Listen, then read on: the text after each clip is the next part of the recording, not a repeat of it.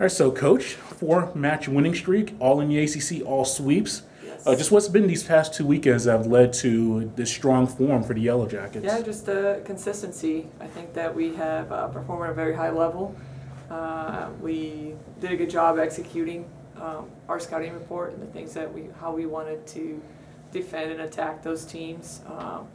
But just a really consistent play by the players on the court, just really understanding their roles and getting better every match as a team. I think the connection, just kind of the chemistry and all that stuff, it's really growing. And I think our young players are maturing. I think that they're understanding what helps them bring in that performance consistently.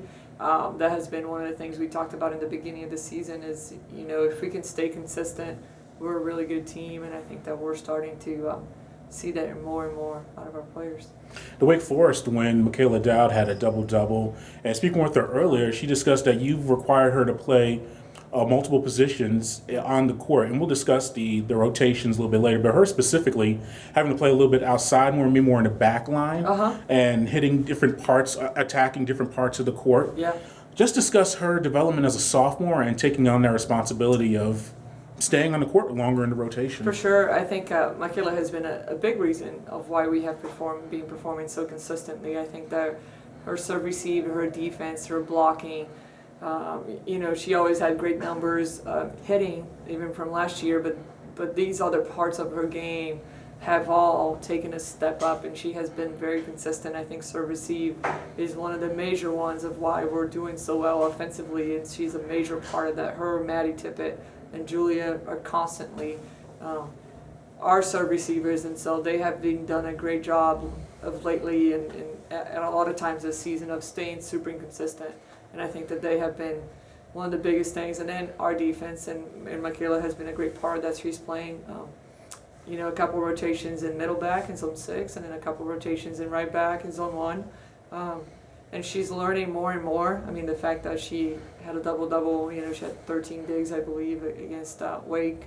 And that was an area of the court that we said, hey, if we can execute in these digs here, then we're going to put ourselves in a good position. And so she had just grown in a lot of those areas in her game. And it's just been fun to see her progress. And she's such a great player, great teammate, great student. So it's really fun to just see her growing, and I'm excited to see what her ceiling is. And then against Duke, you had 17 blocks, 4 solos by Kodie Comby. Yeah. We discussed in the past the defense has been strong, and maybe not being translated or shown in the blocks. Yeah, that was a large amount of blocks as a team and individually for Kodie.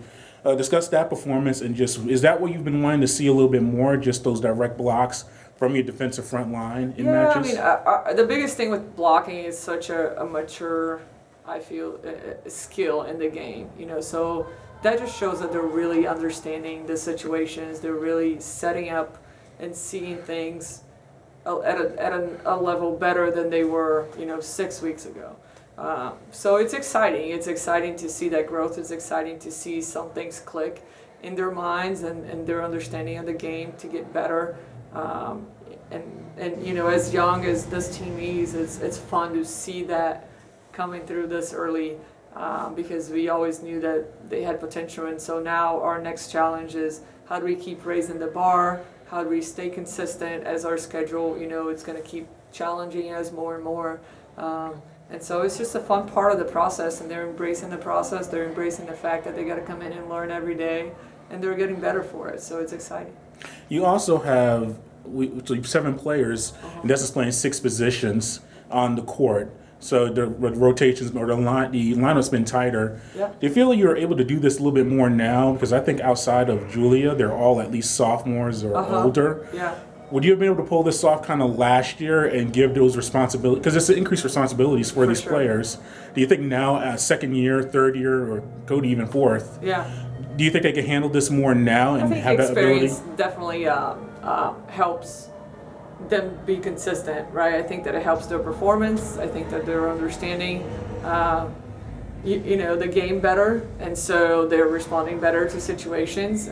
But I think the number one thing has made them so successful, is our consistency. I mean, they're performing at a high level over and over and over and over again, and so I think that they've earned, they're on the right to be in there. But I also think that the players that are not on the court have done a great job in practice and pushing our starters to, be the best that they can, to teach them how to be consistent, to teach them that they have to do things at a high level in practice in order to execute against even the people that are not playing. So I think that we have a really strong group, and I think that everybody's understanding of the roles and understanding that we get better by making the person next to us better, and that's our focus, is to try to make people around us better, and that way we're going to continue to play our best, be the best team that we can be, and achieve our goals.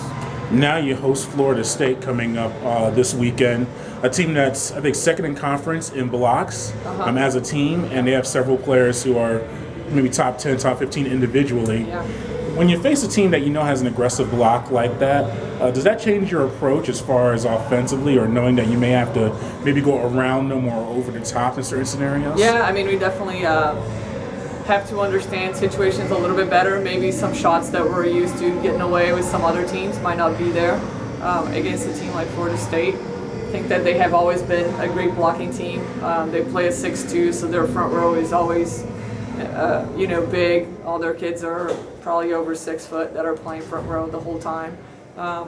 So we're not going to have many outs, out of those situations. So, I mean, our passing is going to be very important so that we have all the hitters available to be able to make it harder for their block, but also understanding when we're not in a good pass situation, what are some of the things that we can do, and just being smart about our decisions and how we want to defend them. And that is all part of our scouting and the things that we're going to talk about, that we want to do, and what situations should we be looking for to win points, what situations should we be not so aggressive, not really forcing some things, and then when to be aggressive, when to go for it, when to.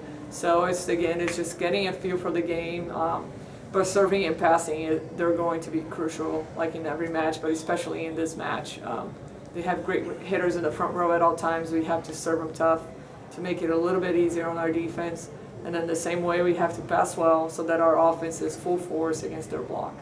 And lastly, you're right in the same spot in the standings. Do you look at the standings? Are you aware of that? We've talked RPI in the past, or the equivalency of that for volleyball. Yeah. Do you look at that now, because you're entrenched fully in ACC play? Do you start looking at that, and you want to win every match, of course, but do you start saying, okay, we need to beat this, get this team, and do you look at the standings in that way? We look at the standings, we talk about RPI, obviously we talk about our goals, and one of the things too is our players need to understand situations and what happens, but I think that it's not our focus. We're trying to just really focus on volleyball and the process and how we want to compete, how we want to get better, what are the things that we want to kind of pay attention to. And I think that the results are kind of a byproduct of just doing the right things, doing them the right way, developing the right culture. Those are all things that are really, really important. Numbers are great, but if you're not really, you're not feeling the things that you need to be feeling, then numbers are going to be just numbers. It's not fun to be number one and not have a great atmosphere and team culture and things like that. So, they help, but they're not the focus. I think that if we do the right things, those numbers are going to be there, and we won't have to worry about them. And our RPI has been getting better every week. Our standings have been getting better, and so now challenges continue to raise, and so we got to continue to keep up. And the way we do that is by focusing on the court and getting better. So I think that that's what this team is about to get ready to do pretty soon, and we're going to keep focusing on that. Appreciate the time. Of course.